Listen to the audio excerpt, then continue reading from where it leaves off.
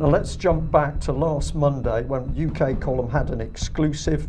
Whistleblower at pretty high level in Westminster had told us that the whole thing about lockdown is that the government did not want to release lockdown because whilst the population are locked up, it gave the government the opportunity to repurpose government. So it was an extraordinary, lockdown was seen as an extraordinary opportunity not to reopen 50 to 60% of what each company does. And then it said, so why reopen schools, care homes, coal-fired power stations? Don't reopen any of them. They are garbage. They're yesterday's technology. They're polluting. They're toxic. They're badly organised. You don't reopen them. And the individual went on to say that if huge amounts of money was to be brought to bear, £240 billion, increasing debt by 7 times, it was pointless reopening all the old stuff. Now was the time to, quote, reinvent society. So this person who was able to talk at very high level with very senior members of the civil service and the government said the government did not want to reopen the country because while the country was locked down, this whole reinvention, repurposing, transformation policy of government could go ahead at speed. And of course, a major part of it was introducing AI right the way across the civil service, which is going to result in thousands of job losses. And that is going to be mirrored out across industry, schools, hospitals, and such like. So the government does not want to lift the lockdown. And what we're seeing, Mike, is the delay.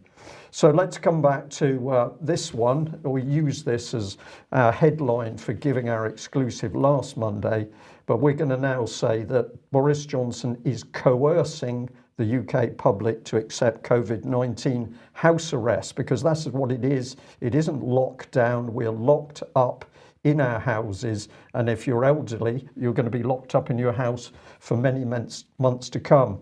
Now, the coercing is not UK Column words, as you'll see in a minute, but just so that we know what coercion is, it's the practice of forcing another party to act in a, quote, involuntary manner by use of threats or force.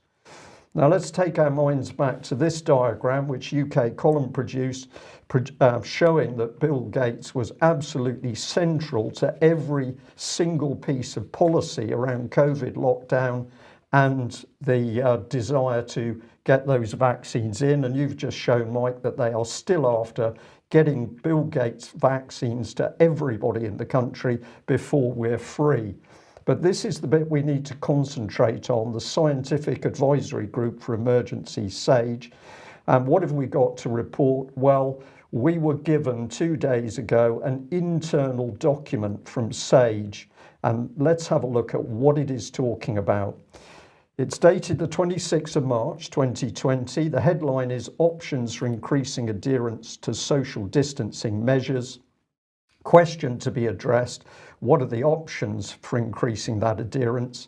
The paper addresses 2 distancing measures: general social distancing by everyone and shielding vulnerable people for at least 12 weeks. So there's part of your answer, Mike. It's clearly known inside SAGE that they're not going to let elderly people out of their homes.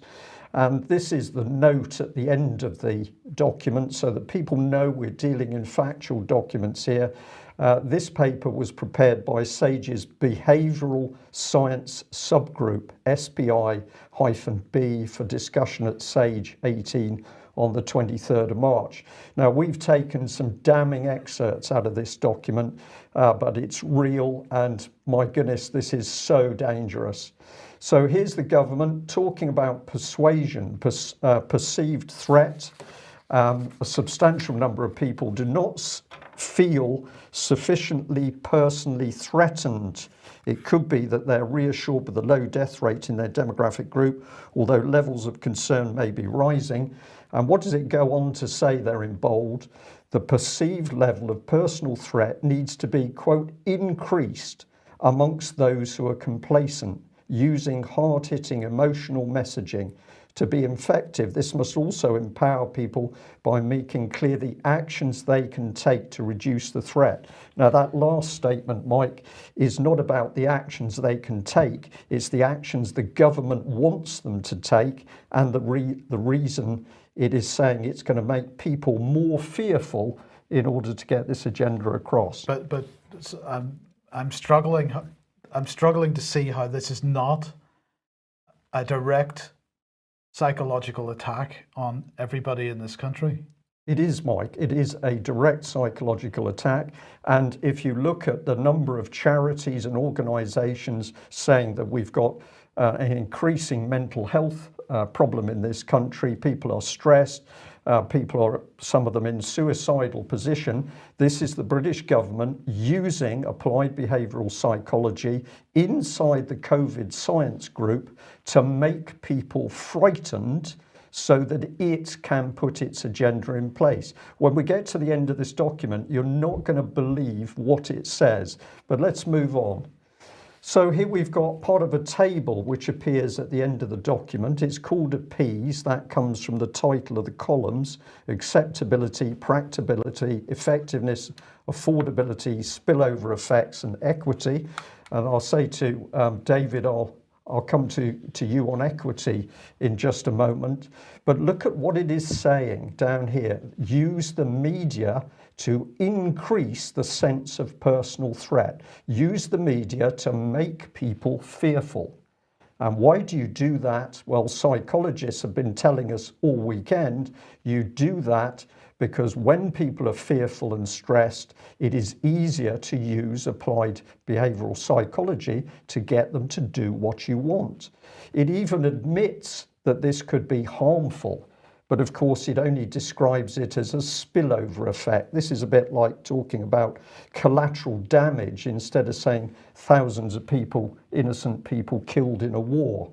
This is a very callous document. David, equity we had a little discussion on, because when we look at this excerpt from the SAGE behavioural document, there's no humanity in it, there's no compassion. There is nothing to do with people being concerned about other people who are sick. But what does equity mean, do you think? Well, that's a very good question, because it could mean one of two things. It could mean some sort of impartiality or fairness. That's something that you would think the government would call fairness, because they love that word. It usually comes before they pick your pocket. But the other definition, the legal one, is of course a body of law that falls outside the common law. It's just very interesting that that word should crop up in that document. Indeed it is. So let's move on. We've got government-controlled social disapproval. Now think about this. For the government to be using social disapproval, the government has got to get into that community in order to stir up that disapproval. So it says social disapproval from one's community can play an important role in preventing antisocial behaviour or discouraging failure to enact pro-social behaviour. Consideration should also be given to the use of social disapproval, but with a strong caveat around unwanted negative consequences. So they're recognising here that if you go in and stir up one part of a community against another part, what can you have? You can have brutality. You can have people attacked in the streets because they've dared to give the wrong response to another member of the public. And it goes on. Government-controlled enablement. And so what have we got here? Community resourcing. People are being asked to give up valued activities and access to resources for an extended period. They need to be compensated. And it goes on, adequately resourced community infrastructure and mobilisation needs to be developed rapidly and with coverage across all communities. Now here what we're seeing is the government is putting its tentacles right the way into society. This will be through local authorities, parish councils, but also through charities in order to get its message across. So we get a note through our door from a local charity thinking it's their opinion. No, this has come from the government. And if we come back to the appease template here, I can't give you them all because we simply don't have time, but this is the social distancing evaluation grid. And I'm looking at the options on the left-hand side. And what do we see? We see this: use the media to increase the sense of personal threat. Use the media to increase the sense of responsibility of others. Use the media to promote positive messaging around actions. Tailor the messaging and use and promote social approval for desired behaviours. This is like something out of communist China. This is Boris Johnson's government using the wider media to use his applied behavioural psychology to keep us locked up. I can't express how dangerous it is, Mike. When we got this document, it was unbelievable. We know there are more, and we're hopeful we're going to get some more of those documents. Now, this is the methodology. And what does the Spy B team have to say? They have to say this: this report was drafted by 2 members of the Spy B panel, and 9 further members commented, following which the report was revised. Well, okay, but here's a caveat that also sits close to that comment. Caveat: much of the evidence that's been drawn on is very recent and has, quote, not been subject to peer review. In some cases, the source is a Spy B paper that involves expert opinion. This report has been put together rapidly and has been subject to limited scrutiny and review. So we have a team cobbled together, no checks on their work, and what is the result? That the population of UK is to be kept in their houses and the whole of UK industry is to be shut down, producing the worst economic decline in 300 years. Mike, if this wasn't real, you would say, I can't believe this, but this is their own document. Well, it is their own document, and we can see the effects of it because, of course, that document is dated the 22nd of March. We're now in the coming up to the second week of May. And we've seen the effects of this. We've seen the stories that have appeared in the press. We've seen the inflammatory headlines, the clickbaity headlines, the headlines designed to instill fear. David, to my mind, this goes beyond just being dangerous. This is a criminal act. It's utterly totalitarian because now everything you think has been manipulated by the government. It's ruled by fear, not by reason. Right? It's by fear, and the idea we're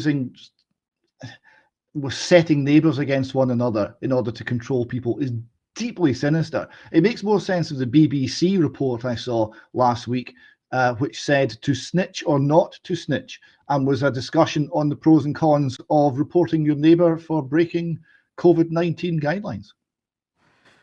Exactly. And just to ram this home to our audience today, because this is just so important, I bring you back to the government's own document, Mindspace. This is from about 2010. It was produced by the Cabinet Office and the Institute for Government. And what was it? It was influencing behaviour through public policy.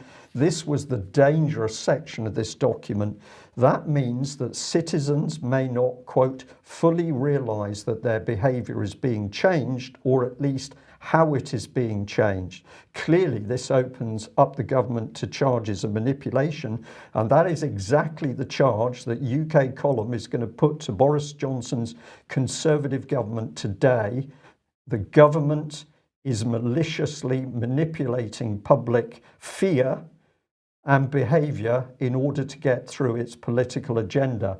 This was the warning we started to put out in 2013, the Express talking about the so-called nudge unit. This is the behavioural insights team that was producing this stuff.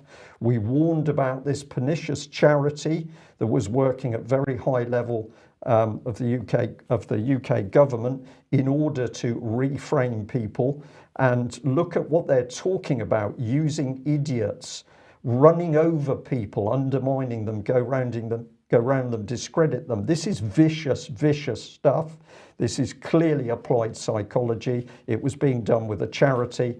But let's get back to SAGE. Who are we interested in that organisation? Well, it's this gentleman, Sir David Halpin, because he is the kingpin from the Behavioural Insights team linked to the Cabinet Office. And we can go back to work that the UK column did in 2011, where we were warning that around the Conservative government, David Cameron, of course, at the time, but also Francis Maude, the two key people, the head of the civil service, Gus O'Donnell, and an advisor, Jeff Mulgam, but also the head of that charity, Julia Middleton. And what were they working on? Sorry, I've just put that in because Gus O'Donnell was later replaced by Sir Bob Kerslake. What were they working on? Well, they were working in the background with the French government in secret meetings with this gentleman, Oliver Willier, in order to discuss how to use this applied psychology on the minds of the British and French population. And if we take you on down, here is the man that we're interested in. This is Sir David Halpin. Dr. David Halpin, who was the kingpin of this behavioural agenda. And it was first used internally on departments inside government. DEFRA was the key one, a 34 million behavioural change programme, very, very dangerous. But on the right, of course, the objective was to get the British public to obey. And where were they headed for? A complete change of society, which was called Big Society. And of course, Eric Pickles was the big man in charge of communities at that stage. So this was our warning back in 2011 about this French expert in brainwashing, and he's been working at the heart of the British government, except the British public not told. What's the result of this policy? Death. And here was the Mirror's article saying that between 7,500 and 17,500 elderly people have died as a result of this vicious applied behavioural psychology. Now, is Hancock the fool guy because he's the one taking the heat, and the people behind the scenes repurposing the government are the key ones? Let's ask the question. The Boris Johnson Conservative government is lying over the COVID-19 statistics. We know why, to create an agenda of fear. Why is that happening? Well, it's to enhance the effectiveness of applied behavioural psychology on the population and to bring in a repurposed society, economy, government and constitution. This is malfeasance in public office. That is a criminal offence. The killing of elderly people, many people would say, is purely murder.